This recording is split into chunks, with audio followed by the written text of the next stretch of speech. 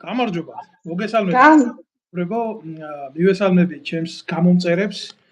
დღეს დანაპირები ვიდეო ეთერით ბრუნდები თქვენს წინაშე. ჩემი დღევანდელი სტუმარი არის ქალბატონი ნიცირა ჯავახიშვილი, ადვოკატი. გამარჯობათ ქალბატონ ნიცირა. გამარჯობათ ბატონო დავით, დიდი მადლობა მოწვევისთვის.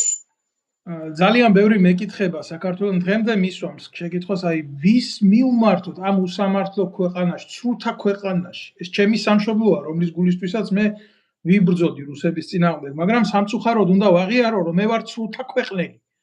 და ამას აქვს თავისი გარემოებები და მე ყოველთვის მიმაჩნია ქალბატონ ნიცირა, რომ დამალვა პრობლემების ეს არის ყველაზე დიდი ურა პატრიოტიზმი და სიბრმავეში ცხოვრება და როდესაც მეკითხება ძალიან ბევრი ვინ აგვეყვანა ადვოკატად, და ასეთ მასალებს ვფლობა, ესეთი ბევრი ინფორმაცია ვიცი ჩემი ქვეყნის შესახებ, ძალიან მიჭირს ვინმეს დღეს ურჩიო საქართველოში ადვოკატთა შორის ვინ არის პატიოსანი. რატო და ვინც მეგულებოდა პატიოსანი, არ ვეხები ყველას რა, შეიძლება მე ბევრს არ ვიცნობ კიდეც. მაგრამ ისიც დღეს აგერ სტრასბურგშია, ქალბატონ ნიცირა მოღვაწეობს სტრასბურგში. ამ მოტივებს თქვენს გაგაცნობთ ქვეყანა, რომელმაც ადვოკატების დევნაც კი განახორციელა. რა სამართალზე უნდა იყოს იქ ლაპარაკი. მე ამ თემას გავშლიდი ძალიან ფართოდ, მაგრამ ამ ეტაპზე, რადგან დაანონსებული მაქვს უმძიმესი საკითხი და ქართულმა ოცნებამ მიზანმიმართულად შეეცადა დღეს მოეხდინა რეპორტირება ჩემი გვერდის, რომ ეს ლაივი არ გავრცელდეს და მოსახლეობამ არ ნახოს სიმართლე. მაგრამ ჩვენ გვაქვს დღეს იმის პრიორიტეტი ვილაპარაკოთ თავისუფლად სიმართლე და ქუჩაში აღარ დაგხვდებიან, ჩვენ საფრანგეთიდან ვწერთ ამ ვიდეო ლაივს და როგორც მე 2019 წელს გამისწორდა უშიშროების ბანდა, დღეს მე იმის შიში არ გამაჩნია, იმიტომ რომ დღეს ჩემს უსაფრთხოებას იცავს საფრანგეთის რესპუბლიკა. ანალოგიურად თქვენსაც. ქალბატონ ნიცირა, მოგესალმებით კიდევ ერთხელ და ძალიან გთხოვთ, აი როგორი სიტუაციაა, იცით, საქართველოში ეს არის საბანკო სახელმწიფო, სადაც მოქალაქეებს სისხლს უშრობს 1000 მამაძაღლი ბანკი, რომლის თავში დგას აღამ ახმატხან ივანიშვილი, თვითონ მთავარი ბანკირი და მეპროცენტე და ამათმა ნახეს სარწყავი ველი საქართველოს და მოსახლეობას უშრობენ სისხლს და არის ის მოსახლეობამ რომ ვადაგადაცილებული სესხები, რომელიც ბევრს ეგონა ჩამოწერილი ცოცხლდება საქართველოში და ენიჭება ისეთი სტატუსი, რომ ნებისმიერ დროს შეუძლია ბანკის ამოართვას მოქალაქეს სული. შეგიძლია მოქალაქეებს ვეტყვი, რომლებიც დაბრუნდებიან საქართველოში ემიგრაციიდან და გაუჩნდებათ ქონება, უცებ ბიძინა ივანიშვილის კანონით, არა სახელმწიფოს კანონით, ბიძინა ივანიშვილის კანონით წაართვან მანქანა, წაართვან სახლი, წაართვან საცხოვრებელი, წაართვან ფული, რომელიც საქართველოს ბანკში დაევიწყება. აბსოლუტურად ესეთი მიმართულებით არის პრობლემა. მე იურისტი არა ვარ, ქალბატონ ნიცირა, სიტყვას გაძლევთ თქვენ და ძალიან გთხოვთ, მოგვაწოდოთ დეტალური ინფორმაცია და შინაარსი, რის წინაშე დგას დღეს საქართველოს მოსახლეობა. კარგი, მე საზოგადოებას გავახსენებდი 2016 წლის საპარლამენტო არჩევნებს და 2018 წლის ადგილობრივი თვითმმართველობის არჩევნებს, როცა ბიძინა ივანიშვილი აცხადებდა და ეს ორივე არჩევნები, როგორც საპარლამენტო, ისე ადგილობრივი თვითმმართველობის, თუ გახსოვთ, ბიძინა ივანიშვილმა მოიგო იმ დაპირებით, რომ მოსახლეობას გაუსტუმრებდა ხანდაზმულ დავალიანებებს. ეხლა მაშინ როცა 2016 წელს არავის წარმოდგენა არ ჰქონდა რეალურად რა ხდებოდა და ყველას მართლა გვეგონა, რომ ქვეყანა რომლის სააკაშვილის მმართველობის პერიოდში ძალიან უბრალოდ ქვეყანამ სააკაშვილის მმართველობის პერიოდში შემოიღო ონლაინ სესხები. ძალიან ბევრი ადამიანის პირადი მონაცემები იყო ბანკების კრედიტ ოფიცრებისთვის ცნობილი და ძალიან ბევრმა კრედიტ ოფიცერმა ეს ძალიან ცუდად გამოიყენა. ჩვენ თუ გვახსოვს იმ პერიოდში, ჯერ კიდევ სააკაშვილის მმართველობის პერიოდში, ძალიან ბევრი ბანკის თანამშრომელი იქნა დაკავებული იმის გამო, რომ მოქალაქეთა პირად მონაცემებს იყენებდნენ და კრედიტები გამოჰქონდათ ბანკებიდან. რეალურად ეს გაყალბებული ხელშეკრულებები, რომლების გაყალბებაც ბანკებში დაიწყო 2009 და 10 წელს, იმიტომ რომ იმ პერიოდებში შემოვიდა ონლაინ სესხები და ზოგადად არა მარტო ონლაინ სესხები, არამედ თუ იცოდეს ბანკის კრედიტ ოფიცრებმა შენი ვთქვათ პირადი მონაცემები, ისე შეეძლო შენ სახელზე გამოეტანა სესხი, რომ ონლაინისაც არ დაერქვა კრედიტი. ასე რომ მასიურად ყალბდებოდა აი ამ პერიოდში ბანკებში ხელშეკრულებები. როდესაც 2016 წელს ბიძინა ივანიშვილმა გამოაცხადა, რომ ხანდაზმულ დავალიანებებს გაისტუმრებდა, მართლა მიიღო მეტნაკლებად, მართლა მიიღო ბიძინა ივანიშვილმა საპარლამენტო არჩევნებში ხმების იმიტომ რომ მოსახლეობაში ძალიან დიდი სიმპათიები გამოიწვია ფაქტმა, რომ მიუხედავად იმისა, რომ მათი ხელშეკრულებები გაყალბებული იყო და ისევ ბიძინა ივანიშვილის პროკურატურა და სასამართლო არიძიებდა აი ამ გაყალბებულ ხელშეკრულებებს, მიუხედავად იმისა, რომ კრედიტ ოფიცრები დაკავებულები იყვნენ და საკმაოდ ბევრებიც ბატონო დავით, თქვენ რომ გადახედოთ იმ პერიოდის სისხლის სამართლის საქმეებს, საკმაოდ დიდი პროცენტული ოდენობა მიეკუთვნებოდა კრედიტ ოფიცრების და აღმასრულებლების პასუხისმგებლობას, რაღაც შეკრული სისტემაც იყო. ჩაგეკითხებით იქვე, ბიძინას სიტყვას გამოვიყენებ, ჩაგეკითხებით, უყვარს ეს. ხო. ნამდვილად. უყვარს მაგას და იცით, მე გავიხსენებ ჩემი პრაქტიკიდან, როგორც სამხედრო პირი ვიყავი, აი დღეს ურია რო არის გაქცეული ამერიკაში შაიშმელაშვილი, ჩვენ საქმეში იყო გახსოვს ეგ შაიშმელაშვილი ძალიან ცუდად. როდესაც შენ მინისტრთან განაცხადე სისტემაში კორუფციული სქემების შესახებ, იმ საკითხის განხილვას ხდომაზე შაიშმელაშვილი ესწრებოდა. და დღეს და შენ წინააღმდეგ მოქმედებდა და დღეს ამერიკაში ჩაბარდა როგორც დემოკრატიის შუქურა. რომ ვითომ აი ამ დღევანდელი სისტემის შექმნაში მას წვლილი არ მიუძღვის, ლომის წვლილი მიუძღვის რა. და პირადად რომ მე საქმეში არ შემხვედროდა, მე ხო იმ პერიოდში, როცა შენ საქმეს ვაწარმოებდი, დავით, ვერც მოვიფიქრებდი, რომ საფრანგეთში მომიწევდა ჩამოსვლა. თეორიაშიც ვერ გამოვიაზრებდი ამას. 2019 წელი იყო თუ გახსოვს ეგ პერიოდი.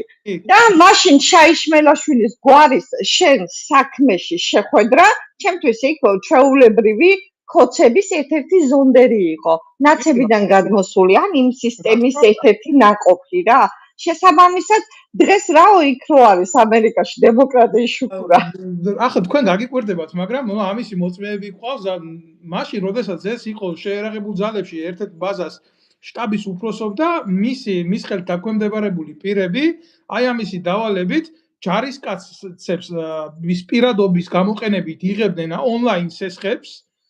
ჩვეულებრივ აწერდნენ ჯარისკაცებს ფულს და დღეს კაცის შვილს არ დაუსვია არც მაშინ შეკითხვა მის წინაშე ამ საქმეზე და ახლა დღეს თქვენ რო ამბობთ რომ კრედიტ ოფიცრები აკეთებენ, მარტო კრედიტ ოფიცრები არ აკეთებენ. ყველა ხო, ვისაც უშიშროების ყველა ბანკში იჯდნენ უშიშროების თანამშრომლები.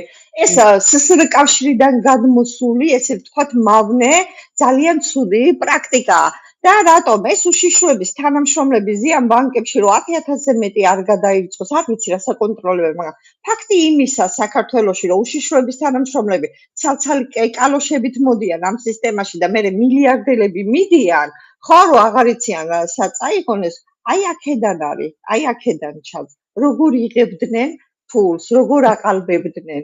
კითხოთ თქვენ, აი ჩვენ საუბრობთ, ახლა ბევრი იტყვის, რომ ეს ქალბატონი იურისტია, კარგი ეს ქოცების ინტრიგანია, ყველა რას არ მარქმევენ და დამარქვენ, არ მეწყინება ნამდვილად. ქოცებისთვის ნაცები ვართ და ნაცებისთვის ქოცები. ხო, ეს ზუსტად ეგრეა. ახლა იტყვის საზოგადოება ამ კითხვას.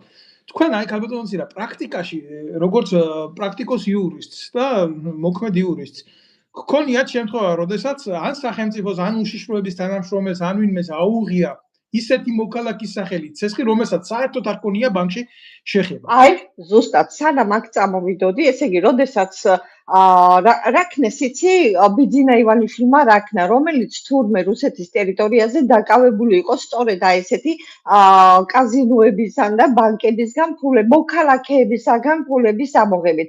სისტემა ქონია, ესე იგი, რა დროსაც 2016 წელს საპარლამენტო არჩევნები მიიღო, ბიძინა ივანიშვილის ბანკის მიერ, მე ასე ვფიქრობა, ხაზარაძის ბანკის მიერ. არავინ არ თქვას, რომ ხაზარაძე და ბიძინა ივანიშვილი ერთმანეთის მოწინააღმდეგე მხარია. გათამაშებული პოზიცია და ოპოზიცია. იმიტომ რომ აქ საერთო ინტერესები და საერთო ინტერესები არის სწორედ აი ეს ფული. როცა ორივე ერთდროულად ორივეს ბანკები ძარცვავენ საქართველოს მოსახლეობას და რა ხდება? პირდაპირ მინდა მაგალითი მიგითითოთ იმისა, რომ მე პირობითად გეუბნები, ვთქვათ, მამუკა ხაზარაძემ საკუთარ ბანკში აიღო სესხი. თამაშდება, ასე ვთქვათ, სასამართლო პროცესი, იმიტომ რომ მე არ მაჩვენებენ, მე როგორც ადვოკატს, მე როგორც მხარეს, არ მაჩვენებენ იმ სასამართლო პრაქტიკას, მაგრამ ეს დაიწყო 2015-14 წლებში, როდესაც სააპელაციო სასამართლომ მიიღო რაღაც გადაწყვეტილება, რითაც სასესხო ვალდებულებას, რომელსაც რეალურად 3 წლიანი ხანდაზმულობის ვადა აქვს მოთხოვნისა, კანონი კი არ შეცვალეს. ამას არ ვიცი რა ქვია, ამას თაღლითობაც არ ქვია. რუსებს აქვს ესეთი სიტყვა გნიდა, იმიტომ რომ აი თარგმანიც არ არსებობს ისეთი საზღარი კატეგორია ადამიანის ის არის რა ქვია, აი ეს სიტყვა აღნიშნული სიტყვა. და კანონი კი არ შეცვალეს, ამათმა შეცვალეს სასამართლო პრაქტიკა და სესხის ხელშეკრულება, რომელსაც ჰქონდა მოთხოვნის ხანდაზმულობის 3 წლიანი ვადა, უცბად გადავიდა როგორც პირობით შესასრულებელ ვალდებულებად. ეხლა რა სხვაობაა? როდესაც მოქალაქე ან ადამიანი ვინმესგან, ბანკისგან ან კერძო პირისგან სესხს იღებს, ეს იმას ნიშნავს, რომ სესხის ჩასესხების უფლება გაქვს, როგორც ერთდროულად მიცემით, აი მთლიანად რომ დაგიბრუნოთ ერთჯერადი შესრულებით, ასევე შეიძლება მე და შენ მოლაპარაკება გქონდეს, რომ მოდი აი ამ სესხს დაგიბრუნებ ყოველ თვე ნაწილ-ნაწილ, ხო? პირობითად ვამბობ.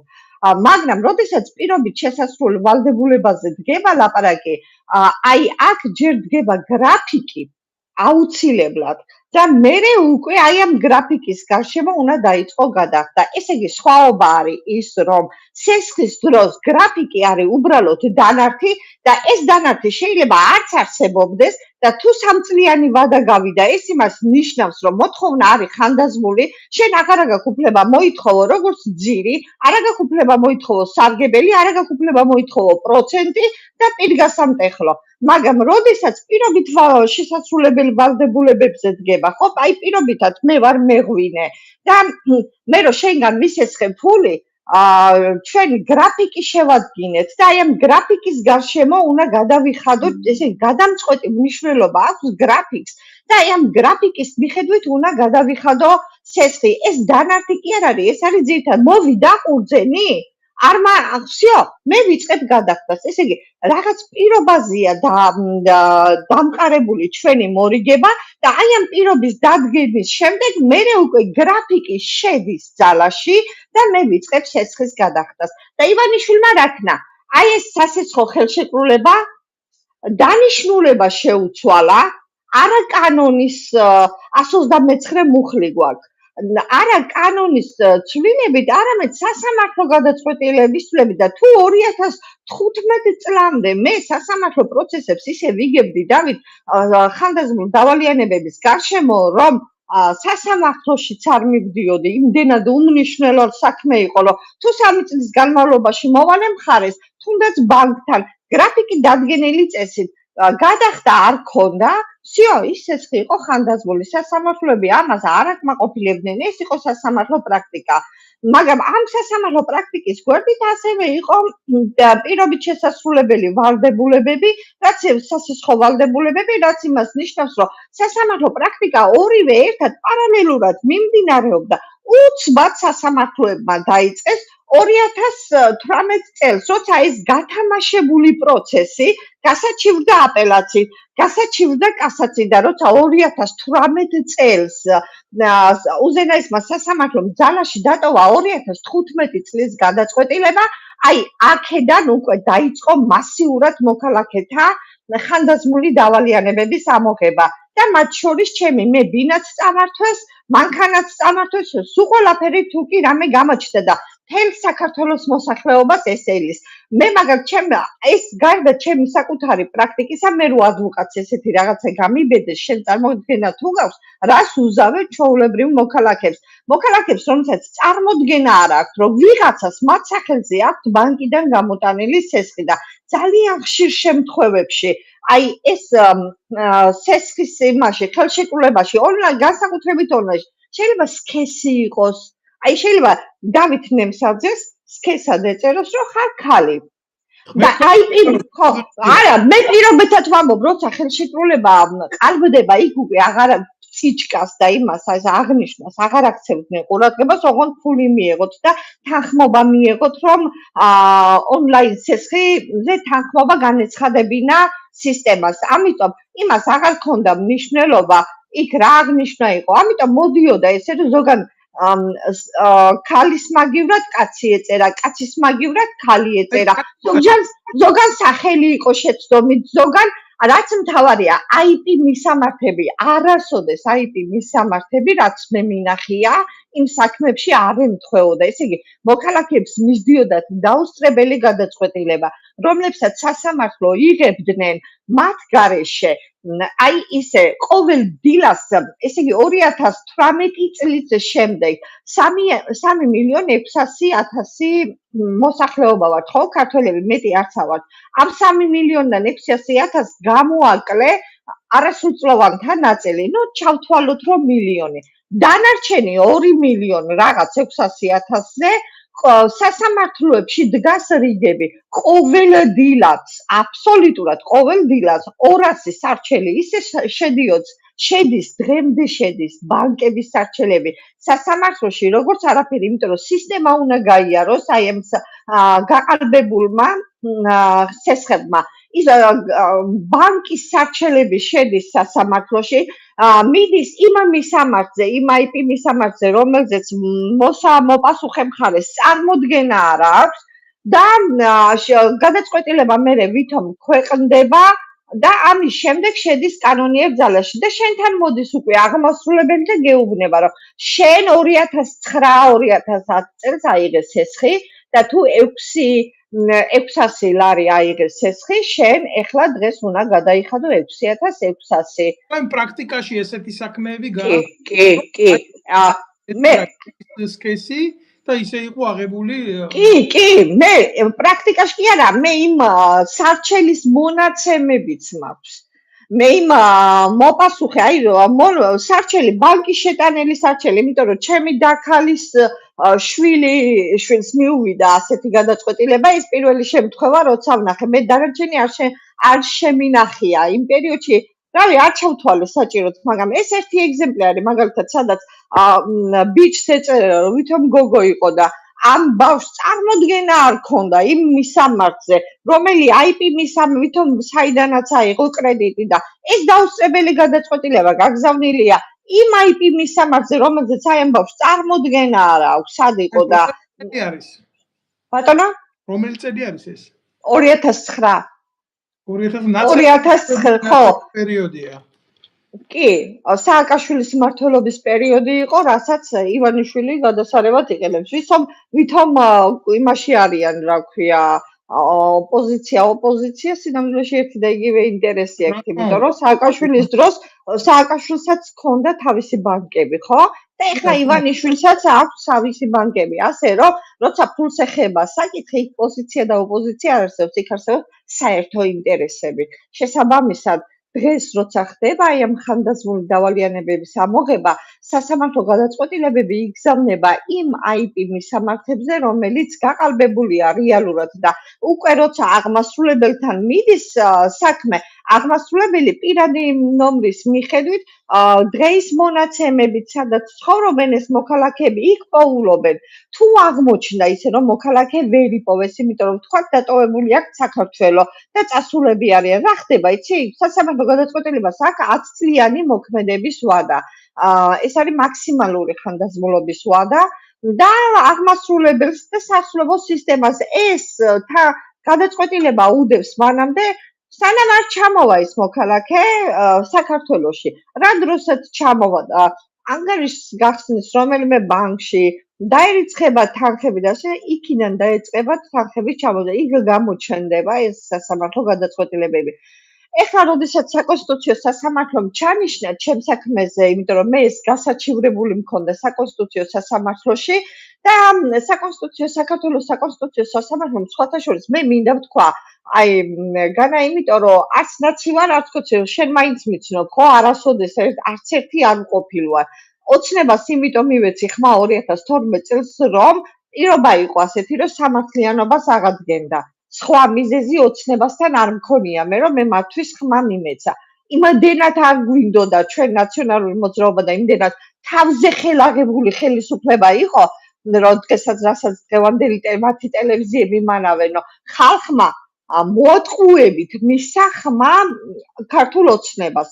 ვერავინ ვერ წარმოიდგენდა დღეს თუ საქართველო ამ დღეში ჩავარდებოდა და დღეს თუ საქართველო გადაუხვევდა ევროპულ კურსს, გადაუხვევდა სამართლიან სასამართლოს და დღეს ევროკავშირის სამიტი ჩატარდებოდა სომხეთში და არა საქართველოში. შესაბამისად, ქართველ ხალხს, რომელსაც უნდოდა ევროკავშირში შესვლა, რომელსაც უნდოდა სამართლიანი სასამართლო და აი ამ სამართლიან სასამართლოს არასოდეს არ უნდა დაეშვა უკანონო გადაწყვეტილებები, რაც ამ ხანდაზმულ დავალიანებებთან მიმართებაში ხდება. საკონსტიტუციო სასამართლო მიიღო წარმოებაში ჩემი სარჩელი, რომელთაც გასაჩივრებული მქონდა აი ეს ხანდაზმული დავალიანებების ამოღების ფაქტები და სხვათა შორის ამით მინდა ვთქვა, ეს იმას ნიშნავს, რომ საკონსტიტუციო სასამართლო მე არ ვიცი ჯერ სულ ახლახანს იყო 4 შაბათს, 5 შაბათს, 3 შაბათს და 4 შაბათს მიმდინარეობდა სხდომები მთელი დღეების განმავლობაში. მე არ ვიცი სასამართლო რა გადაწყვეტილებას მიიღებს, მაგრამ თუნდაც ფაქტი იმისა, რომ საკონსტიტუციო სასამართლო მიიღო წარმოებაში ჩემი სარჩელი, ეს იმას ნიშნავს, რომ 9 მოსამართლიდან ყველა ბიძინა ივანიშვილს არ ყავს ნაყიდი. ეს იმას ნიშნავს, რომ იმ სასამართლოში 1-2 მოსამართლის ხმა ჯერ კიდევ ისმის. და ეხლა ამ გადაწყვეტილებით გამოჩნდება რა შემადგენლობა ბიძინა ივანიშვილის და რა შემადგენლობა რეალურად ხალხის მხარეს. მაგრამ ფაქტი იმისა, რომ განიხილეს საქმე, ეს უკვე დიდი მნიშვნელობისაა. სასამართლოს წინაშე დადგა საკითხი იმისა, უნდა ჰქონდეს თუ არა უზენაეს სასამართლოს პალატის ან დიდი პალატის გადაწყვეტილებას უკუქცევითი ძალა, თუ ეს გადაწყვეტილება აუარესებს ადამიანის უფლებრივ მდგომარეობას. ეს მარტო სისხლის სამართლის საქმეს არ ეხება, ეს ეხება სამოქალაქო დავებსაც. აი თუნდაც ეს კონკრეტული შემთხვევა, როგორც თუ აქამდე სასამართლოებს მიაჩნდათ და სასამართლო პრაქტიკა იყო განვითარებული იქით, რომ ცეცხლისთვის არსებობდა 3 წლიანი ვადა, აი ეს ხო შეიცვალა სასამართლოს განმარტებით, არა კანონით, არამედ სასამართლოს განმარტებით, ხო? აი ამ განმარტებას უნდა ჰქონდეს თუ არა უკუქცევითი ძალა. თუ სასამართლომ თქვა, მე არც მეგონა, მე რომ სტრასბურგში არ ჩამოვსულიყავი, საკონსტიტუციო სასამართლო ალბათ არ განიხილავდა აი ამ საკითხს, მაგრამ რადგან აქ ვარ, ეს იმას ნიშნავს, რომ ევროპული სტრუქტურები ჩაერივნენ, მე არ ვიცი გახადეს თუ არა საკონსტიტუციო სასამართლო იძულებული რომ განეხილათ ეს საკითხი, ჯერ კიდევ გადაწყვეტილებით გამოვლინდება ეს, იმიტომ რომ კითხვა დადგა სხვათა შორის პროცესზე დადგა კითხვა იუსტიციის საბჭოს წარმომადგენელი ესწრებოდა სასამართლოს, სადაც იუსტიციის წარმომადგენელმა საბჭოს წარმომადგენელმა იცრუა სრული ამ სიტყვის მნიშვნელობით, როცა სასამართლოს წინაშე განაცხადა, რომ ვითომ საერთო სასამართლოები 2 თვის განმავლობაში მხოლოდ 2000 საბანკო საქმეს იხილავენ. 2 თვეში 2000 ძალიან ცოტაა და აშკარად რეალობას არის მოკლებული, იმიტომ რომ რეალურად ერთ კვირაში იხილავენ 2000 სარჩელს. ერთ კვირაში, იმიტომ რომ თუ წარმოიდგენ, რომ ერთ დღეში 200 სარჩელი შედის თბილისის მინიმუმს ვამბობ. თქვენ რომ მიხვიდეთ თბილისის საქალაქო სასამართლოში დილით და ნახოთ რა ხდება, იქ არიან მხოლოდ ბანკების წარმომადგენლები, აი ასეთი დასტა სარჩელებით. იქ მარტო ერთი ბანკი არ არის, იქ არის საქართველოს ბანკი, TBC ბანკი, ივანიშვილის ბანკი და რა ვიცი კიდე რა ბანკებია, ხო?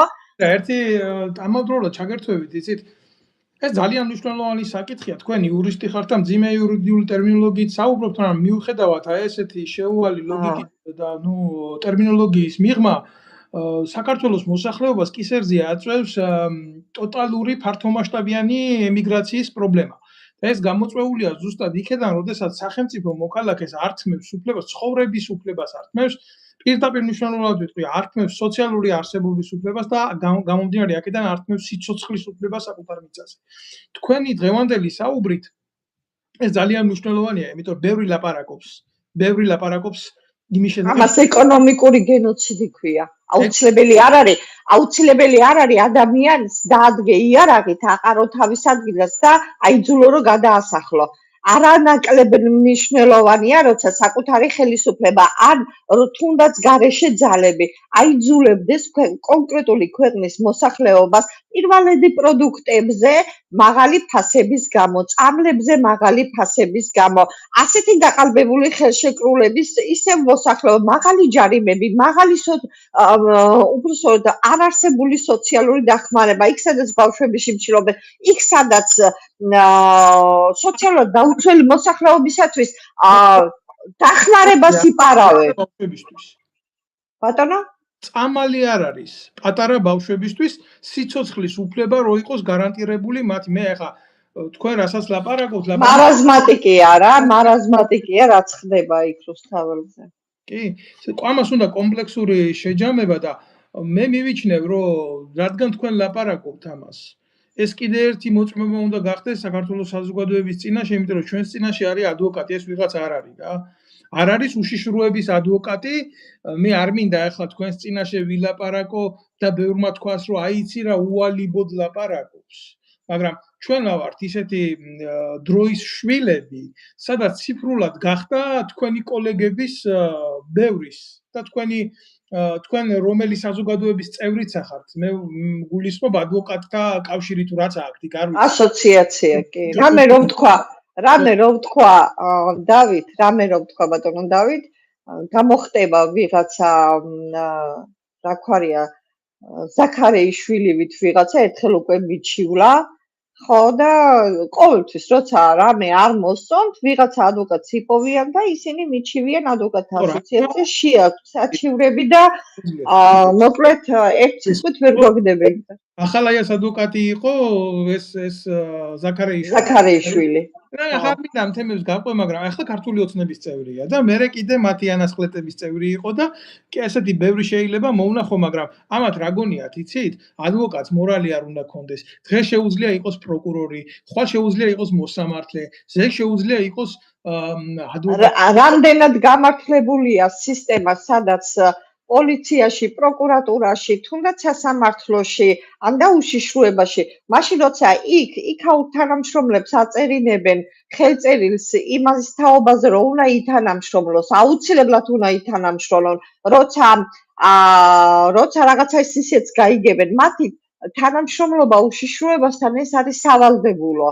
და ამ დროს ესენი მოდიან ადვოკატურაში, საადვოკატთა კორპუსში მოდიან და ეწევიან იგივე საქმიანობას, რასაც როცა პოლიციელები იყვნენ, როცა უშიშროების თანამშრომლები იყვნენ, როცა პროკურორები იყვნენ და ვითომ დღეს მდგომარეობით იცავენ ადამიანს. მე არ ვამბობ, რომ არ გვყავს ყოფილი მოსამართლე, რომ კარგი იყოს დღეს, მართლა გვყავს ასეთი, მე შემიძლია გვარებიც დავასახელო, ახლა არ დავწვრილმანდები კონკრეტულ გვარზე, მართლა გვყავს ყოფილი მოსამართლე, კარგი ადვოკატი, ყოფილი ვერ ვიხსენებ ყოფილი პროკურორი რომელია კარგი ადვოკატი, მაგრამ არ გამომწიებელი. მოდი შვიხდი.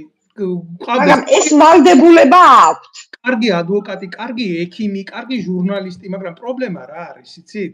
პრობლემა არის არა უმეტესობაში, აი ამ ხალხის, არამედ ამ ხალხს წართმეული აქვთ მათი პროფესიული საქმიანობის დემონსტრირების და სამართალთან სინთეზის უფლება. რაც გამოხატულია ქართველ ერზე ტოტალური უსამართლობის შეგრძნებით. თქვენ მოგეხსენებათ ეს ქართველი, რომელიც უცხოეთში წავა ემიგრაციაში და იქ უფრო ნახავს სოციალურ თანასწორობას, სამართლებრივ თანასწორობას, სამედიცინო კუთხით სიცოცხლის გადარჩენის მეტსაშვალებას, ეს ნიშნავს იმას, რომ შენ სახელმწიფო არ აქვს. შენ არ აქვს მოსამართლე, შენ არ აქვს საზოგადოება, შენ არ აქვს ადვოკატი, შენ არ აქვს ჟურნალისტი, შენ არ აქვს კანონმდებელი პარლამენტი, შენ არაფერი არ აქვს. იმიტომ რომ შენ ქვეყანაში, სადაც სიტყვაზე ვამბობ, იყავი ჯარისკაცი, იყავი ომის ვეტერანი, იყავი თუნდაც დამლაგებელი და შენი ღვაწლი გაქვს. ყოველ დილად გებოდი და ქუჩას ხვეტავდი და არ დაგიფასა ის შენმა ქვეყანამ და გაგწირა მაშინ, როდესაც შენ დაგჭირდა შენი სახელმწიფოს მომსახურება, ეს არ არის რესპუბლიკური ღვაწლი იმისა, რომ ყველა საქმეა, ეს თქვენ იურისტი ხართ და მოგეხსენებათ რესპუბლიკის და სახელმწიფოს შინაარსი, რას ნიშნავს. ეს რისი სახელმწიფო არის? ეს არის ჯორჯ კორუფციის ცხოველების ფერმა, სადაც ღორები ბატონობენ მარტო. მე არ მინდა ასეთ საქართველოში ცხოვრება. მე არ მინდა რომ ასეთ საქართველოს ჩემი სამშობლო ერქვას, პირდაპირ გეტყვით რა. ესაა ნაგვის ბუნკერი ქალბატონო ცირა. შეიძლება მე ემოციები მღალატობს, მაგრამ მე სხვანაირად ვერ ვიგებ აი ესეთ მოცემულობას, იმიტომ 3 მილიონი ნახევრიან ქვეყანაში ვეძიო ერთი პატიოსანი მოსამართლე, ერთი პატიოსანი ჟურნალისტი, ერთი პატიოსანი ადვოკატი. მე ერთი რაღაცა ვიცი, დღეს ჩემ ქვეყანაში სახელმწიფო, ბანკები, ყველა ინსტიტუტები, უშიშროება, გინდა თავდაცვის სამინისტრო იმართება კონკრეტული პირების სიმპათიებით და ანტიპათიებით. აი ეს არის პრობლემა. ერთ პირზეა და ბოდიში რო გეჩერებით ბატონო დავით, მაგრამ დღევანდელ სახელმწიფოში იმდენად კონსტიტუცია 95 წლის კონსტიტუცია თავიდანვე ისე შეიქმნა, ერთ ვერტიკალზე აგებული და ისე როგორც შევარდნაძე, ისე როგორც მიხეილ სააკაშვილი დღეს ბიძინა ივანიშვილი წყვეთ საქართველოში დამლაგებლად ვინ იმუშავებს. შეიძლება გაგიჟდე, მაგრამ ფაქტია, თუ ოცნების კოორდინატორი ხარ, всё, ესე იგი კოორდინატორი უბნებში რო დადიან და ხელმოწერებს რო აგროვებენ, ხო? ჩათვალე რომ შენ გაქვს საქართველოში ცხოვრების უფლება, მაგრამ მიუხედავად იმისა, რომ ადვოკატი ვარ და მე სასამართლო წარმოების დროს ჩვეულებრივი მხარე ვარ, მაშინ როცა მოსამართლეს აქვს იმუნიტეტი, გამომძიებელს აქვს იმუნიტეტი, პროკურორს აქვს იმუნიტეტი, თუ ვინმეს არ მოეწონა რომ სადღაც რაღაცა სარჩელი დავწერე, მივიღე არჩევნებში მონაწილეობა, გამოვედი და ვთქვი რაღაცა, ესე იგი შეუძლია ჩემთან მოვიდეს უშიშროების თანამშრომელი და დამიწყოს საქმეების გარჩევა. და ჩათვალოს, რომ აი მე თუ დღეს არ ვიქნები ცოცხალი, ძალიან კარგი იქნება, რომ თქვათ საკონსტიტუციო სასამართლო ან ადამიანის უფლებათა დაცვის ევროპული სასამართლო აღარ განიხილავს იმ საკითხებს, რომელიც საქართველოს შეიძლება პრეცედენტული მნიშვნელობის იყოს. ესე იგი მე ყველა შეიძლება მომადგეს და ამაზე არავინ პასუხისმგებელი არ არის. მე რომ პოლიციაში ვიცი, რომ ზუსტად ვიცი, რომ პოლიციის მოგზავნილია, ხო? მაშინ ესე იგი ყველას აქვს იმუნიტეტი, ყველა არის დაცული, მაგრამ მე არა ვარ დაცული. რატომ? და ჩემზე მეტად გუშინ ჟურნალისტების საერთაშორისო დღე იყო და რა მინდა იცი თქვა, როცა ჟურნალისტი ტელევიზიით გამოდის და როცა ჟურნალისტს აკავებენ და ციხეში აგზავნიან, ყველამ იცის. იცი რატო იცის ყველამ? იმიტომ რომ ის ჟურნალისტია და მისი ხმა მოსახლეობამდე მიდის მეტნაკლებად ინტერნეტის საშუალებით იქნება თუ სოციალური ქსელების საშუალებით, მაგრამ თუ ადვოკატს მე რამე მომივიდა, ვერავინ ვერაფერს ვერ გაიგებს. იცი რატო? იმიტომ რომ მე არც იმუნიტეტი არ მიცავს და არც ხა ყველა მიცით, რომ საქართველოში რეალურად ორად არის გაყოფილი ტელევიზიები, არსებობენ ნაციონალების ტელევიზიები, რომელსაც თავიანთი სიმართლე აქვს და არსებობს ხოცების ტელევიზია და ის კატეგორია ადამიანები, ვინც მართლა სიმართლეს ვეძებთ, ხო? გინა ნაციონალური მოძრაობის დროიდან დაწყებული დღის მდგომარეობით დამთავრებული ყველა ვართ აფსაიდ. ესეთი ხალხი არც ერთ ობიექტივში არ არის. იმიტომ რომ არსებობს ორი ობიექტივი, თქვენ ძალიან კარგად გაუსვით ხაზი, ესეთ პროპაგანდისტული გერმანიის ფაშისტური გერმანიის იდეოლოგიით მოაზროვნე მართლობა ყავს ჩვენ როგორც ოპოზიციური, ისე სახელისუფლებო და რა თქმა უნდა ადამიანები, რომლებიც არ იზიარებენ მათ შეხედულებებს პოლიტიკურს, ისინი არ ითვლებიან უბრალოდ ადამიანებას. აი მე რა მინდა თქვენ გითხრათ და თქვენ კონკრეტულად გქონიათ შეხება ამ საკითხებთან დაკავშირებით, აი ქვეყანაში არსებობს შერჩევითი სამართლის პრინციპი და აი ხანდაზმულ დავალიანებებზე მე ჩაგიჩევი ბოდიში. ხანდაზმულ დავალიანებები უსაკისრებენ იმას, ვინც ოცნების მომხრე არ არის. ასე რომ და ეს საკმაოდ დიდი მასაა. თქვენ არ იფიქროთ, რომ ეს პატარა მასა, ძალიან დიდი მასა. რა მინდა გკითხოთ, აი მაგალითად თქვენ პრაქტიკაში გქონიათ ადვოკატი ხართ, როდესაც გამოვიდა საჯაროზე ვისუსმენდნენ ქოცები რა, იქ სისხლიანი თემები იყო, ჩემი მოგვარე მოკლეს ერთი უშიშროებაში, მეორე მოიკლა უშიშროების წინ ამ გენერალი რო ყავს ახლა მამუკია რო გაიპარა, გენერალი რო გახდა და გაიპარა, იმის წინ რო თავი მოიკლა უშიშროების სამმართველოს წინ, უშიშროების ოფიცერმა, ესეთი რაღაცები ხდება და მე წერილებს ტოვებენ. როგორ იცით? აპოსტალურ ჟანრში ტოვებენ ამ წერილებს, ბიზნეს რო უყარს, ისე რომ მადლობა ბიძინა, მადლობა უშიშროების მინისტრო, თქვენ დამნაშავეები არ ახართ, მე თავის მოკლა მომინდა. აი ესე წერილებს ვტოვებენ. ეს ტოტალური მოსმენა, ტოტალიტარული სახელმწიფოსი, ქართული ოცნების რა, ხელისუფლების. თქვენ ნახეთ გაეცანით ამ ფაილებს, ხო, რაც ხდება და როგორ ხდება. თქვენთან დაკავშირებით ეს დაზარალებულად.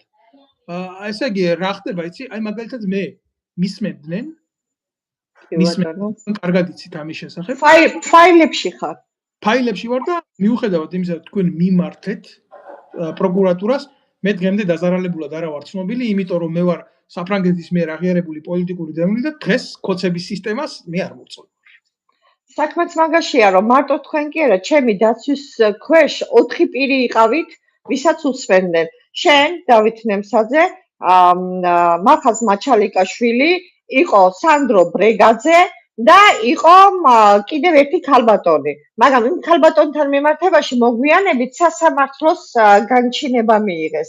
სულ ერთია მისმენა. ეხლა მე რა მინდა ვთქვა, რომ რეალურად თუ იმ ფაილებში პირობითად ვამბობ, მე სირა ჯავახიშვილის გვარი არ წერია, მე ვფიქრობ თავისთავად იგულისხმება ის ფაქტი, რომ მეც მისმენდნენ. მე ნაკლებად მჯერა იმისა, რომ როდესაც უშიშროების თანამშრომლები, როცა ვთქვა პირობითად ვამბობ, შენ რო გელაპარაკებოდი, შენ გჯერა იმისა, რომ უშიშროების თანამშრომელი იქ ტელეფონს კიდებდა, რომ ადვოკატსა და კლიენტ შორის საიდუმლოება არ დავარღვიო, რა თქმა უნდა არა.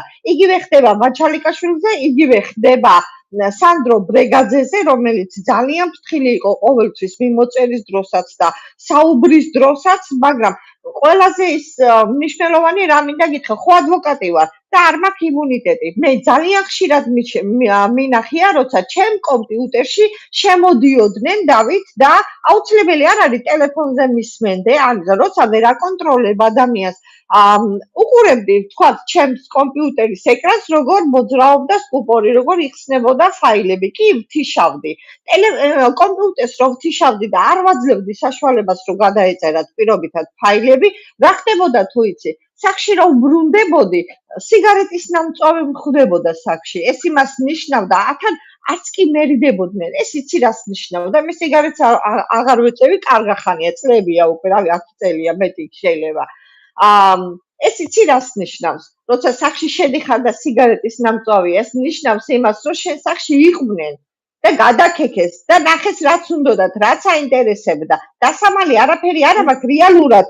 მე იქ შეიძლება შავი ნამუშევარი მქონოდა და იმ შავ ნამუშევარი მუშაობის პერიოდში ის აუცილებლად იხვეწება. თან გაგაფრთხილეს, რომ შემოსული ვიყავი და იცი. რა თქმა უნდა, აბა, ეხლა შესასვლელში რომ სიგარეტის ნამწვავს ნახავ, ეს იმას ნიშნავს, რომ ჩემთან წეველები არ მოდიან. მაგრამ იცი რა არის, ეხლა შემიძლია ჩემთან ვთქვათ, ეს კოცების პერიოდში რაც ხდებოდა, მაგრამ მე მახსოვს სააკაშვილის პერიოდშიც, როცა შემოდიოდნენ ჩემთან კლიენტები, როცა ჯდებოდნენ დავით და მიდიოდნენ, მე იქ სადაც იჯდნენ იმას სკამის სავარძლის იმებს ვეძებდი, იცი რა, რომ ასანთის კოლოფი არ ყოფილიყო, ვთქვათ, ნარკოტიკი არ დაეტოვათ, იმიტომ რომ შეიძლება მე ნიღბიანები შემოსულიყვნენ, ან ფული არ ჩაერჩურთათ, თუ აი ვითომ ხამი ავიღე. უკაცრავად გავიტყვის ნარკოტიკს ქართული ოცნების პოლიციაც მაგრადებს ეხლა სხვათა. კი. ნამდვილად, გეთახმებით. იმაში რა ქვია, ჩემი ორგანიზაციის წევრს ახალგაზრდა ბიჭს ჩაუდვეს ნარკოტიკი და დაჭერილი ყავდათ და ეუბნებოდნენ, რომ ება ახლა იმაზე ინფორმაციას თუ არ მოგვაწვდი. რა თქმა უნდა. ძალიან ბინძურად, ეხლა მე არ მინდა საზოგადოებას ამის უშუალოდ არ მაქვს რა ამ თემაზე ეს ვიდეობლოგი, სხვა მიმართულების ვიდეობლოგია, მაგრამ სისტემა და არ უთქვია უარი სისტემა. უარესია. თუ სააკაშვილის პერიოდში ვამბობ, მე დამირეკეს და მითხრეს, რომ თუ ქონებას არ გადმოუფორმებ სახელმწიფოს შენ ძმას, ჩაუდებთ იარაღს ან ნარკოტიკს, მე აირჩევდა შენ იცი ძალიან კარგად 2007 წლებში ციხეში რომ ხდებოდა ადამიანი შეიძლება ცოცხალი ვერ გამოსულიყო, ხო? და რა შეეხება ბოლოს მე რო დამადგენ, როცა ბანკთან მქონდა მოლაპარაკება, რომ ჩაენაცვლებინათ ჩემ ბინაში, ჩემი ძმის ბინა, როგორ დამადგნენ, იცი? დამადგნენ პირდაპირ მთხოვდნენ ჩემი ძმის ბინას ნაგლად. ორი ადამიანი გავდგება და გეუბნება, რომ აი მე რომ ბანკში მქონდა, ეს იმას ნიშნავს, რომ ბანკში ზის უშიშროება, ხო? რადგან ის ორ ადამიანი რომ მოდის და ჩემ ძმას კითხულობს, ნუ ეხლა შვილი მე გასტუმრებული გათხოვილი მყავს და შვილს ვერ მიაგნეს. ერთადერთი სუსტი რგოლი ჩემი სუსტი რგული იყო ჩემი ძმა, რაზეც ზეწოლას ახორციელებდნენ. და ამიტომ სხვაობა რა არის?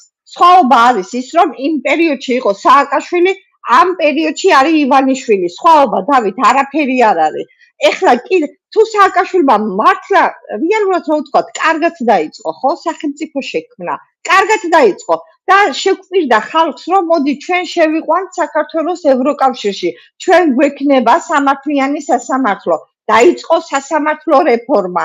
მაგრამ ისე დაიწყო მერე ხელისუფლების კონცენტრაცია 2007 წელს მეფობა მოინდომა. შენ გახსოვს 2007 წელს ტელევიზიები დაარბია, პრესის კონტროლი მოინდომა, მიტინგები დაარბია 2007 წლის 7 ნოემბერი, თუ გახსოვს, სისხლში ჩაახშო. და დღეს რა ხდება? ივანიშვილმა გამოიყენა მომიტინგეების წინააღმდეგ ქიმიური იარაღი, პრესას ისევ აკონტროლებს, იმიტომ რომ ყველა ცენტრალური ის მასმედიის საშუალებები, რომლებიც საქართველოს მოსახლეობას ფარავს, ნამდვილად ოცნების ხელშია, იგივე მმართველობაა. არაფერი არ შეცვლილა, დავით. გვარი გამოიცვალა, სააკაშვილი შეიცვალა ივანიშვილით.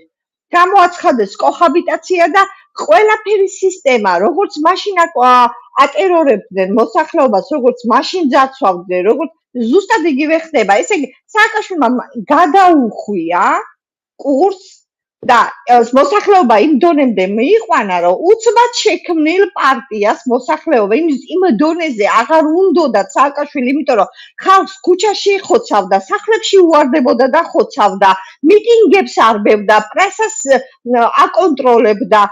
პირველად სააკაშვილმა დაიწყო სხვათა შორის საბანკო ეს პოლიტიკა, რასაც დღეს ივანიშვილი აგრძელებს. არაფერი არ შეცვლილა იმას ვამბობ, რომ მხოლოდ 200 პატიმარი გამოიყვანეს, დაარქვეს პოლიტიკური პატიმარი, არ დააკავეს ის გამომძიებლებნი, რომლებმაც ის 200 საქმე აწარმოა, ის მოსამართლეები, ის პროკურორები და აი ამ სასამართლოს მეშვეობით დღეს ისევ სააკაშვილს ასამართლებენ. სხვათა შორის მინდა გითხრა, უნგრეთში როცა შეიცვალა ხელისუფლება და ორბანი გაისტუმრეს, რა ქნა იცი? მადიერმა ევროკავშირის პროკურატურას უერთდება და მასალებს აძლევს, თვითონ კი არ ასამართლებს. მასალებს აძლევს ევროკავშირის პროკურატურას, რომ იმან გამოიძიოს, რომ თვითონ ტენდენციური არ იყოს.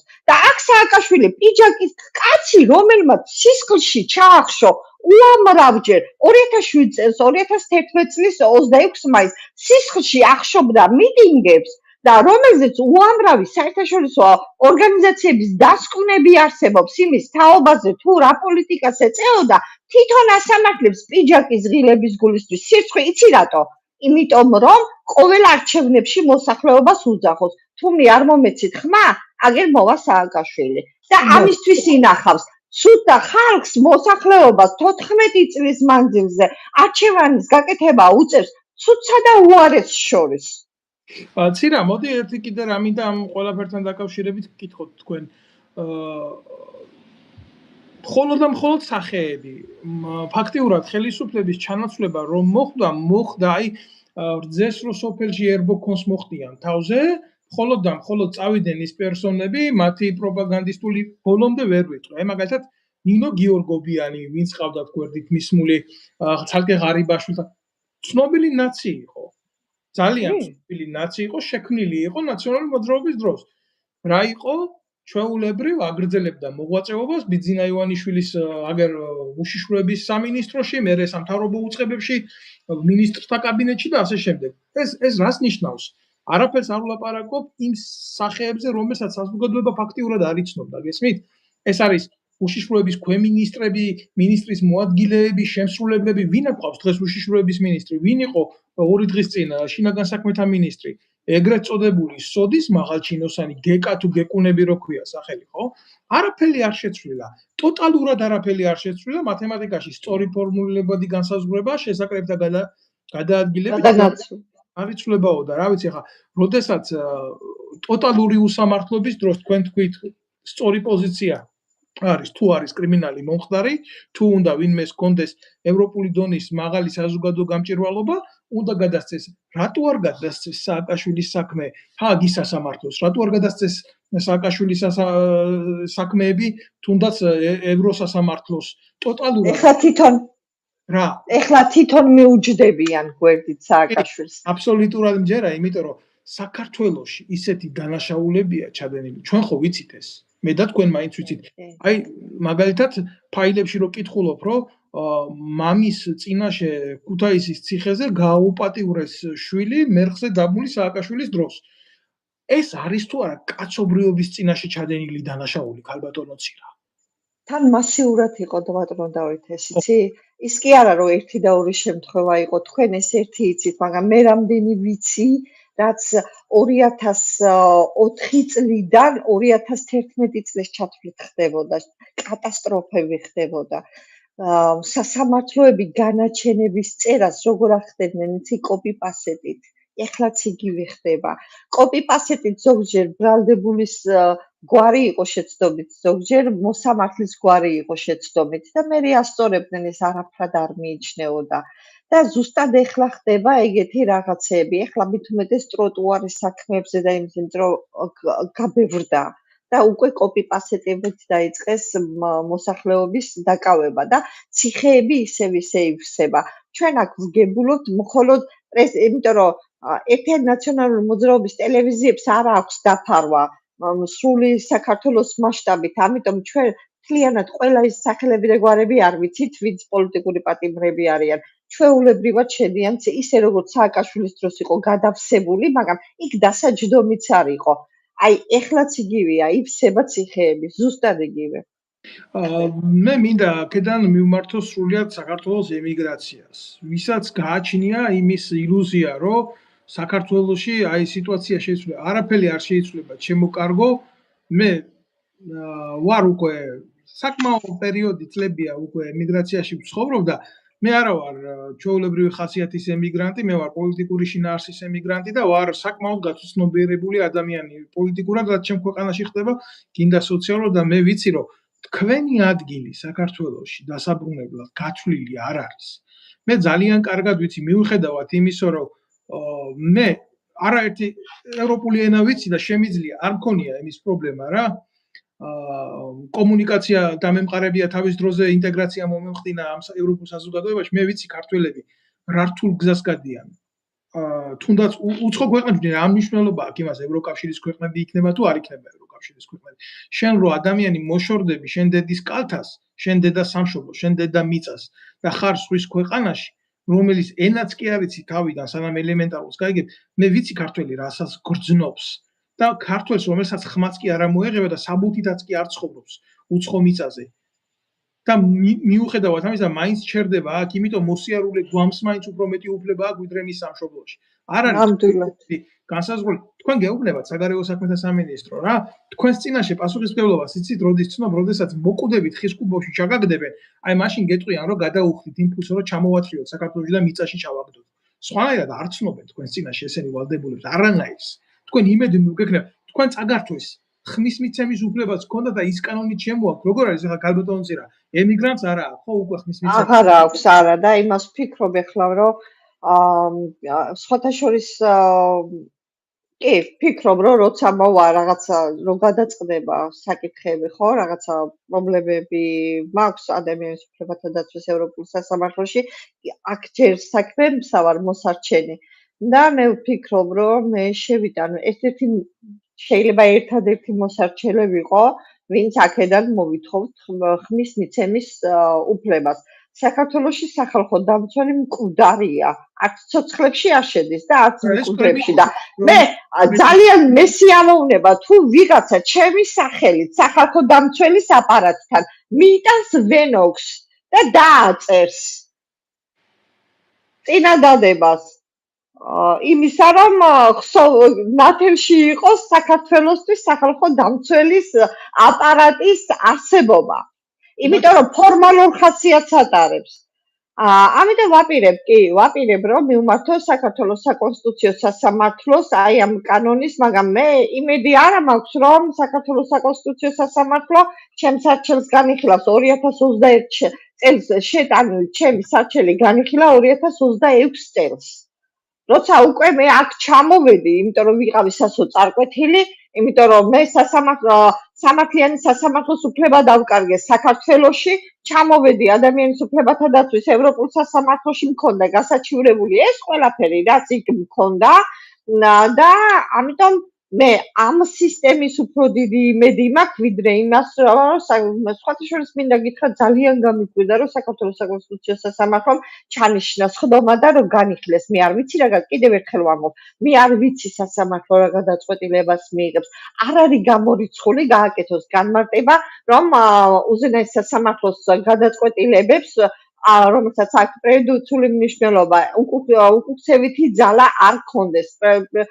ნიშნავს, რომ უზენაეს სასამართლოს გადაწყვეტილებებს აქვს სავალდებულო ძალა პირველი და ასააპელაციო სასამართლოსთვის. ოფისში რა ჩაგერთვებით ახლა თქვენ გასაგებია მე მესმის ეს თქვენი როგორც ცალკე კონკრეტული ინდივიდუალური იურისტის და ადვოკატის მიღწევა შეიძლება ჩაითვალოს და სერიოზული პლუსია ეს მთელი ქართული საზოგადოების თქვენი პირადი ბრძოლა არ არის ეს. მაგრამ ეს გაფრთხილება გამოწვეულია იქიდან ჩვენ რეალისტები უნდა ვიყოთ. არა იმიტომ რომ თქვენი ხმა გაიგონეს, არა იმიტომ რომ თქვენ იმყოფებით დღეს იმ ტერიტორიაზე, იმ ადგილზე, სადაც ევროპული დონის სასამართლოა და მათ ეშინეთ თქვენ ამხელთ ამ სისტემას.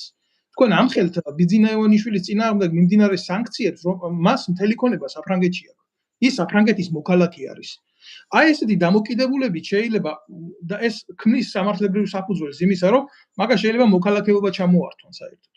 მაგას შეიძლება ყველა გადაცემული ეგრეთ წოდებული ჯილდო ჩამოართვან და დაიბრუნოს საფრანგეთმა უკან, იმიტომ რომ რასაც აკეთებს სისტემა, რომლის სათავეში დგას ბიძინა ივანიშვილი, ესა კრიმინალური უწევა და თქვენ რასაც აკეთებთ, ეს არის მისი ფაქტობრივი მხილება.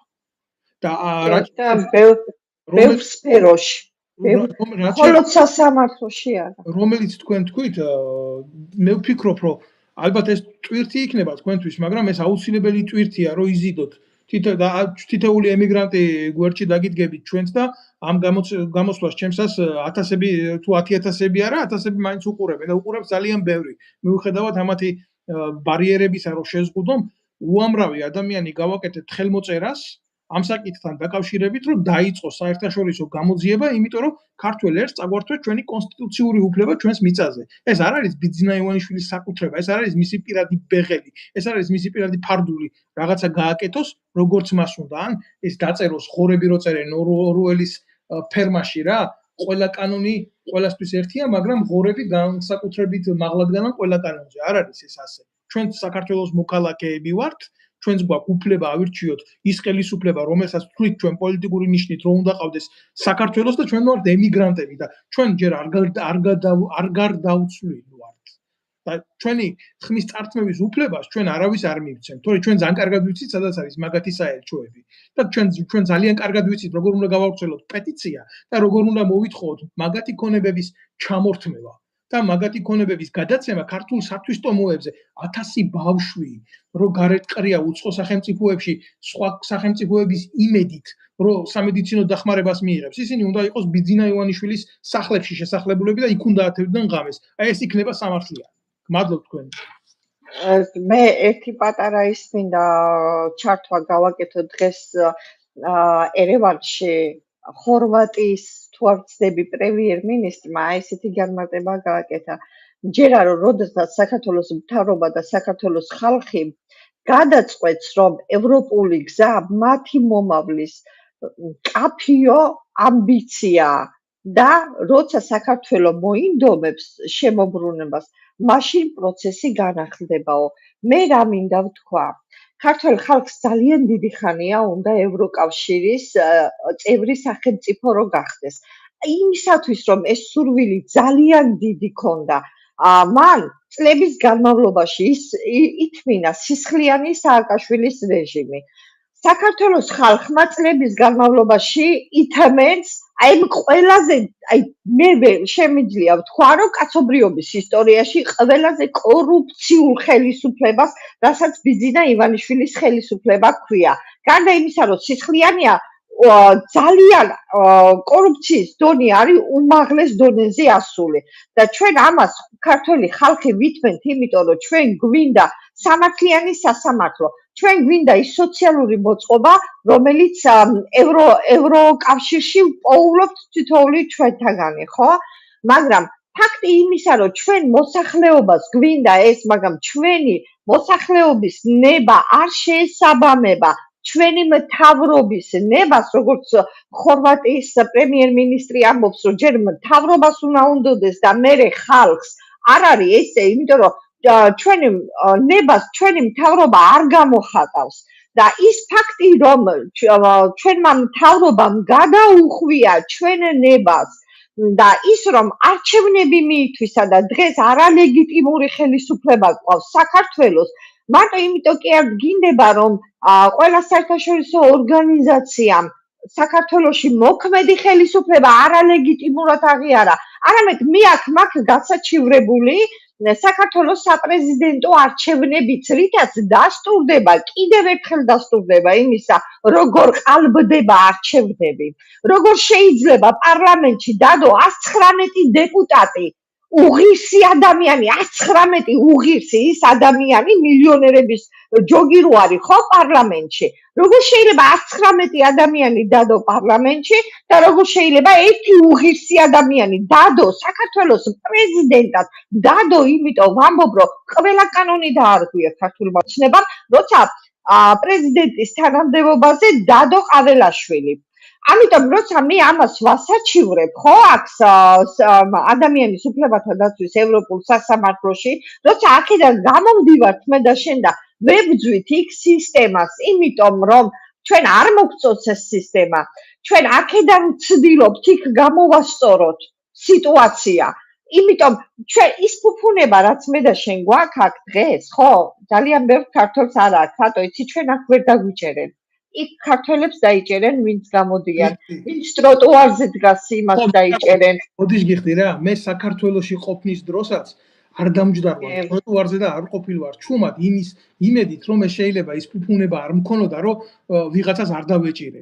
მე იმიტომ კი არ გეუბნებით, რომ მე ვაკეთებდი ამას ვიდეო და ხცემეს, მე შენ ჩალურჯებული თვალიც მე მახსოვს. კი ბატონო, არა, უბრალოდ რა ხდება, იცი, და გულახდილად გეუბნებით, რომ ქართველს დღეს აკლია ინიციატივის აღება საკუთარ ხელში. მე რომ მიტინგებს ვის უნდა აიღოს, დავით? ვინ?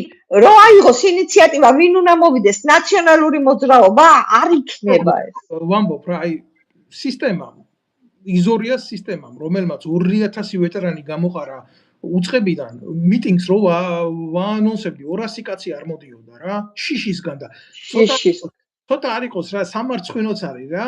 ვეტერანს რო სამსახურიდან გამოგაგდებენ და იმის შიში გაქვს, რომ იქ არ მიხვიდე ვიღაცა მაპატიეთ, მაგრამ ხანდახან ვფიქრობ, უარესის ღირსიც არის ეს. არ უნდა დავარქვათ ყველაფერს თავისი სახელი რა. ქართველი კაცი შეპყრობილია კონფორმიზმით და იმედით, რომ ვიღაცა მოვა და უშველის. არავინ არ მივა და არავინ არ უშველის, თუ საკუთარ ხელს, საკუთარ სამშობლოში არ გაანძრევს და უპირატესებად არ იქნება ძალაუფლების წარმოშობით თვითონ. ეს არის რეალური გამოსავალი. საჭიროა გამოფხიზლება ქალბატონოცია. და თქვენ რასაც ლაპარაკობთ, ეს იმას ნიშნავს, რომ იმ საკანონმდებლო ბაზის საფუძველზე, რომც გამოფხიზლდეს ხალხი, ხო? იმ საკანონმდებლო ბაზის საფუძველზე, რაც საქართველოს აქვს, ვერ მოვა ხელისუფლებაში, ვერ შეცვლის ხელისუფლება. ერთადერთი გზა რჩება ქართველ ხალხს, რომ გამოიყენოს აჯანყების უფლება. ეს არ არის ხო, ეს არ არის მოწოდება ხელისუფლების ძალადობრივი შეცვლის. აჯანყება არის, როცა თქვათ მთლიანად საქართველოს მოსახლეობა გამოვა და გეუბნება, რომ პაპუაშვილო, შენ რომ პირი გაქვს არსებული იმის ბრიუსელის ლანძღვით, მოდი გადადექი და პაპუაშვილს მიყვეს მთლიანად ოცნების ხელისუფლება. ეს ყობახიძე და ვინც არიან სხვა ბიზნეს დასმული კატეგორია ადამიანები, ხო? ეს არის, ესაც შედის. მე რატო ჩავწერე დღეს თქვენთან ეს ბლოგი, არა მარტო, სოციალური უსამართლობა, აი ზუსტად თქვენ ახსენეთ ჩვენი ლაივის დასასრულს თქვენ ახსენეთ ძალიან სერიოზული სამართლებრივი მექანიზმი აჯანყება, რომელიც გაეროს წესდებით თითოეულ ზუსტად აქ ამის უფლება არ დამორჩილება და აჯანყება. ჩვენ ვართ ამ ზღვარზე უკვე მისული. იმიტომ რომ ხელისუფლება მითვისებულია, იმიტომ რომ კანონმდებლობაა გაყალბებული სრული ამ სიტყვის მნიშვნელობით. საქართველოს კანონმდებლობა უზურპირებულია, გაყალბებულია, შეუძლებელია ამ საკანონმდებლო ფარგლებში შეიცვალოს მშვიდობიანად ხელისუფლება, გამორიცხულია. რაც მე ვნახე ხა სომხეთში რაც ჩავიდა ეს რა ქვია ჩიჩილაკა და იქ რაღაცა ატარა ჯერ ერთი არ ვიცი რა წესიერ სახელმწიფოში პირდაპირ ვიტყვი და აგერ ვიტყვი გულახდილად რა ჩვენ როგორც ქართველებს ნაციონალურად ქართველებს მენტალურად ქართველებს შეიძლება ევროპისგან ბევრი რაღაცა იყოს ჩვენთვის მისაღები შეიძლება რაღაცა არ იყოს მისაღები მაგრამ რაც მისაღები არ არის იმის პროპაგანდად ქცევა და ამაზე რუსეთთან ვიყავით და რუსეთთან ცხოვრობთ რა რუსეთში ყველაფერი მოგწონდა ხო არ მოგწონდა რა თქმა უნდა არა და ის არც მიგვიღია მთელი ამ ხნის მანძილზე არ მიგვიღია როგორც ერს მე ევროპაში ვცხოვრობ აი ამდენი წელიწადია უკვე და არავინ არ მოსულა ჩემთან და არ უთქვია რომ გინდა თუ რა გეი უნდა გახდეო რა შენ თუ არ გინდა არც გეი მე მეცაც გეტყვით ქალბატონო ცირა რა მე აქ არ დამინახია ქალისა და კაცის ქუჩაში იმაზე მეტი გადამეტებული ალერსი როგორც თბილისის ქუჩებში უყურებდი ამას საქართველოში ნამდვილად გულახდილად გეუბნებით აქ სკოლიდან მორალს და აღზრდას და ურთიერთობას უფრო დიდი ყურადღება ექცევა ვიდრე სამწუხაროდ ექცევა საქართველოში და არ შეიძლება ამ ყველაფრის შედარება არ შეიძლება ამის პროპაგანდად მოყვანა და ერთი რაღაცის თქმა მინდოდა რა მისცეს საქართველოს მოსახლეობას სწორი ინფორმაცია ევროსახელმწიფოებში როგორი არის ცხოვრების დონე, ცხოვრების წესი, როგორია დასაქმების მონაცემები, როგორია პენსიები, როგორია ხელფასები. დღეს რო გამოდის საქართველოს პარლამენტიდან ვიღაცა ეგრეთ წოდებული გორილა, სრული ამ სიტყვის მნიშვნელობით კოცი გორილა და ამბობს რომ შვედეთში თურმე შეშფოთებულია იმითი და ამით კი გასაგებია შეიძლება მე არ მომწონდეს ვიღაცა შვედეთიდან რომ მიძახის რაღაცას, მაგრამ მოდი რა იქნები შევადარო ჩემი საზოგადოების სოციალური მხარე, იმ შვედეთის მოსახლეობის სოციალურ მხარეს და მე დავდგე და მე გადავძახო იქნება აქედან იქეთ რაღაცა. თორე გადასაძახებელი შეიძლება ბევრი გქონდეს, მაგრამ მორალურად შენი მოსახლეობის წინაშე, იმ ბარიერის წინაშე, რასიც შენი ხალხი იმყოფება, შენ მზად ხარ გადაახტი ამ ბარიერს და გადაუძახო სხვას რაღაცა. არა ხარ. ესა ბატონო დავით, ამასაც არასწორად იყენებდნენ და გითხრა როგორ. ჩვენ უნდა გავითვალისწინოთ ის, რომ 70 წლის მანძილზე, ისე როგორც სსრ კავშირის სისხლის სამართლის კოდექსში, საერთო კოდექსი ჰქონდათ, ასევე საქართველოს რესპუბლიკის სისხლის სამართლის კოდექსში მამათმავლობა, როგორც ასეთი მუხლი იდოდა, იცი როდის გაუქმდა 2006 წელს. და შენ რომ მოტრიალდე ეხლა და უძახო საზოგადოებას, რომ ეს პრაიდი უნდა ჩატარდეს ან რაღაცა ასეთი, რასაც მე ვხედავდი ამას დაახლოებით 2016-17 წლებში, რასაც საზოგადოებას აკეთებენ მე რამინდა საქართველოს მოსახლეობა 70 წელი უძახდნენ რომ ეს არის დანაშაული. ამიტომ როცა ამ ხელშეკრულებას უერთდები, შენ უნდა გააკეთო დათქმა ეს არის საერთაშორისო ხელშეკრულების მიერთების ერთ-ერთი სახე, როცა შენ იღებ ვალდებულებას იმუშაო შენ საზოგადოებასთან და გააგებინო, რომ ეს არ არის დანაშაული. და პრაიდი კი არ მოაწყობინო და საზოგადოებრივი დაპირისპირების საფრთხე შექმნა შენს ქვეყანაში, რასაც 2016-17 წლებში აკეთებდნენ. მე მაშინ როცა ვიცავდი აი ამ კატეგორიის ადამიანებს, ვინც წინააღმდეგი იყვნენ, იმიტომ ვიცავდი, მხოლოდ ერთი და 70 წელი ჩასძახებდნენ, რომ ეს იყო დანაშაული. და როცა პრაიდის მოწყობა მოინდომა 2-3 ადამიანმა, რამდენები არიან, ბევრი არ არიან საქართველოში.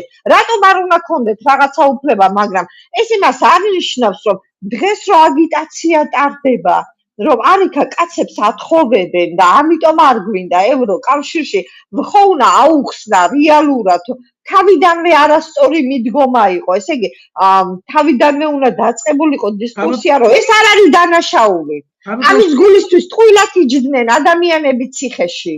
კაბატონო, მე მივიჩნევ, რომ ზოგადად ეს იყო პროპაგანდის ერთ-ერთი იარაღი, რომლითაც ფარავდა ქართული ოცნება და ფარავს თავის სახელმწიფოებრივ უმაქნისობას. და მეორე, შეცდომას, ესე ვთქვათ. და დანაშაულსაც. მოსახლეობის წინაშე, იმიტომ შენ როდესაც პენსიონერს ვერ აძლევ პენსიას და იქეთ იძახი, მოდი მე შენ ამას იმიტომ ვერ გაძლევ, რომ არ მომწონს, რომ ჩვენ არ გავთხოვდეთ. კობახიძე გათხოვდება თუ არა ნაკლებად მაინტერესებს, მაგრამ ფაქტი ერთ-ერთი ესეთია და ძალიან მნიშვნელოვანი რა. ქართული ოცნება სავსეა არატრადიციული ადამიანებით რა. რა თქმა უნდა, მე რა იყვნენ? სავსე არა. არაფერი აცული. ზვიან. თავიანთ გრუპაში ყავთ აი ესეთები ძალიან ბევრი და არ მინდა ნაციონალებსაც და აქაც არაფერი ცუდი აქ არ არის.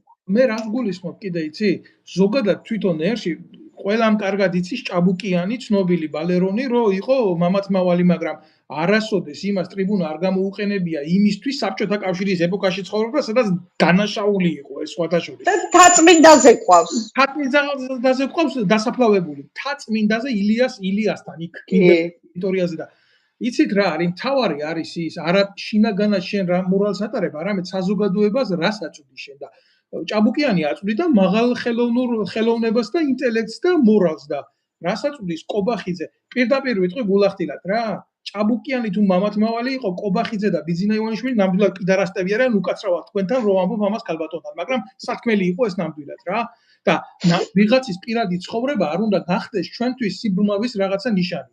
მე მაგალითად ვარ ტრადიციული მამაკაცი, მადლობა ღმერთს რომ ესეთი გავჩდი და დავიბადე, მაგრამ სახელმწიფოს აგება ბიძინა ივანიშვილის პროპაგანდაზე, როცა ჭირდება სხვათა შორის, როცა ჭირდებოდა ანტიდისკრიმინაციული კანონი მიიღო, როცა ჭირდებოდა ქალბატონო ცირანი.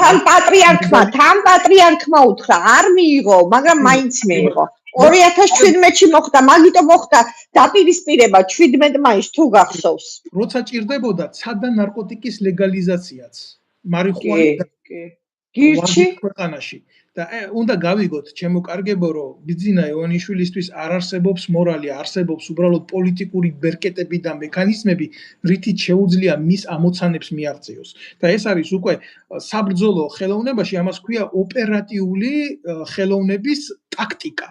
და ამაზე კიდე ცოტა მოგვიანებით გელაპარაკებთ. ხალხონცირა მე მინდა რომ თქვენ დაგემშვიდობოთ, ჩვენ 1 საათი ავლაპარაკოთ, მინდა რომ ბევრმა ნახოს ეს და მიტო არ ვაგრძელებ ამას. მე რა თქმა უნდა თქვენ კიდე ჩაგრთავთ პარალელურად და მინდა რომ მოგცეთ და სამშვიდობოების სიტყვა საზოგადოების წინაშე და შემდეგ აუცილებლად შევხვდებით კიდე.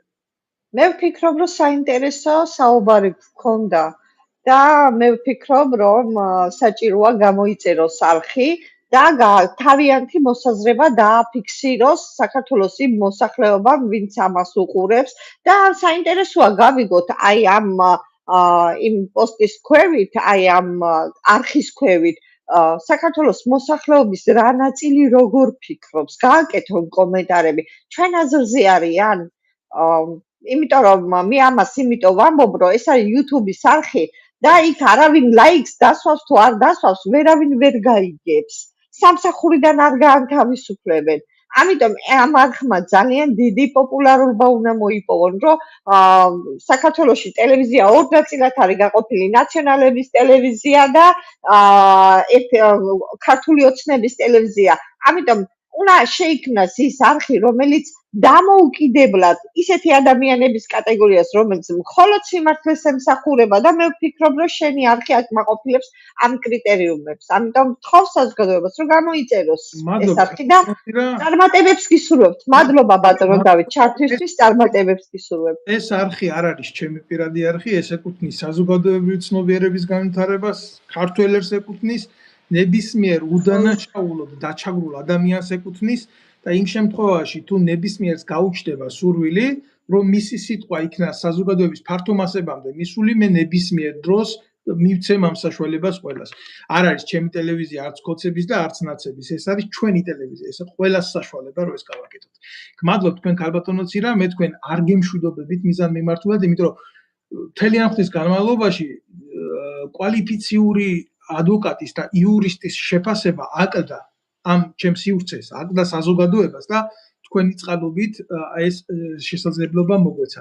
კიდევ ერთხელ მე არ გემშვიდობებით, გისურვებთ ყოველივე კარგს, გისურვებთ წარმატებას უცხოეთში ქართული ინტერესებისთვის, ბრძოლისთვის და საბოლოო გამარჯვებამდე როგორც ემიგრანტს, საბოლოოდ გისურვებთ თქვენს სამშობლოში ღირსეულ დაბრუნებას. მადლობა, დიდი მადლობა ბატონო. კარგად სამბატონო.